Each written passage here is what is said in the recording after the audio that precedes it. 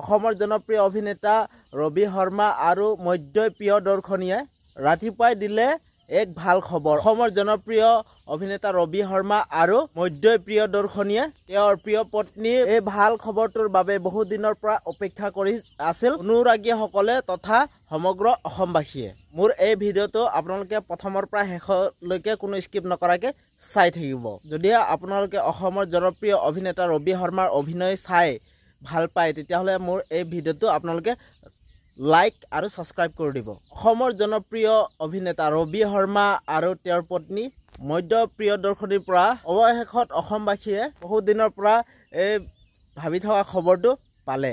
অসমৰ জনপ্ৰিয় অভিনেতা ৰবি শৰ্মাই সামাজিক মাধ্যমৰ জৰিয়তে আজি ৰাতিপুৱাই এটা অতি ভাল খবৰ প্ৰদান কৰিছে। অসমৰ জনপ্ৰিয় অভিনেতা ৰবি শৰ্মা সামাজিক মাধ্যমত কৈছে যে ঈশ্বৰৰ নাম লৈ তিতাবৰত প্ৰথম দিনাই এই শ্বুটিং আৰম্ভ কৰা হৈছে। ৰাইজক এইটোৱে জনাব বিচাৰোঁ যে অলপ সময় লাগিব, কিন্তু আমি ভাল কাম কৰিম। তেওঁলোকে আমাক আশীৰ্বাদ কৰি আছে আৰু অনাগত দিনত আশীৰ্বাদ কৰিব বুলি আশা ৰাখিলোঁ। ৰুদ্ৰ বুলি কোৱাৰ লগে লগে আমাৰ মনলৈ আহে এখন একশ্যন ধৰ্মীৰ চিনেমাৰ কথা।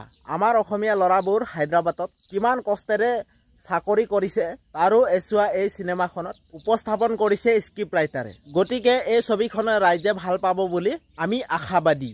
এই মন্তব্য অভিনেতা ৰবি শৰ্মা আৰু মধ্য প্ৰিয়দৰ্শনীৰ। তিতাবৰত আৰম্ভ হোৱা অসমীয়া ছবি ৰুদ্ৰ শ্বুটিং স্থলীতে সংবাদ মাধ্যমৰ আগত এইদৰে কয় জনপ্ৰিয় অভিনেতা ৰবি শৰ্মাই। অভিনেতাগৰাকী আৰু প্ৰডিউচাৰৰ সকলোৰে হেঁপাহ আৰু আগ্ৰহ আছে। খুব আগ্ৰহী প্ৰডিউচাৰ যেতিয়া থাকে শ্বুটিংখিনি সময়খিনি খুব নিয়াৰিকৈ পাৰ কৰাই দিয়ে। দ্বিতীয়তে যিসকল অভিনেতা অভিনেত্ৰীসকল আছে, জয় কাশ্যপ আছে, তেওঁ বহু বছৰ আগতে মোৰ লগত কাম কৰিছিল। এইটো দ্বিতীয় কাম। মুখ্য চৰিত্ৰত যিগৰাকী নায়িকা আছে তেওঁ আগতে কাম কৰিছে। এতিয়া বহলভাৱে কাম কৰিম। নৱাগতা বহুত আছে।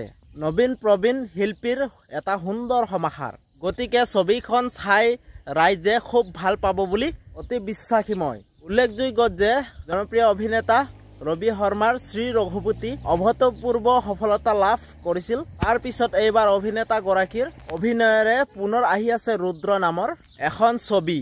শ্যাম প্ৰডাকশ্যনৰ বেনাৰত নিৰ্মাণ হ'ব লগা ছবিখনৰ তিতাবৰত দৃশ্যগ্ৰহণ আৰম্ভ হয়। যোৱা 10 মে'ত শুভ মুহূৰ্তত সম্পন্ন হোৱা ছবিখনৰ প্ৰথম দৃশ্যগ্ৰহণ তিতাবৰৰ বসুন্ধৰা ক্ষেত্ৰত পুৰোহিতৰ মণ্ডু উচ্চাৰণৰ আৰু সেইটো আশীৰ্বাদেৰে আৰম্ভ হয়। সম্পূৰ্ণ একশ্যন ঢিলাৰ কথা ছবিৰ ক্ষেত্ৰত ৰবি শৰ্মাৰ লগতে বিশিষ্ট অভিনেতা আলী হুছেইন, জয় কাশ্যপ, অভিনেত্ৰী নন্দিনী কাশ্যপকে ধৰি বহু কেইগৰাকী শিল্পী, নবীন প্ৰবীণ আদি শিল্পীকে ধৰি অভিনয় কৰিব।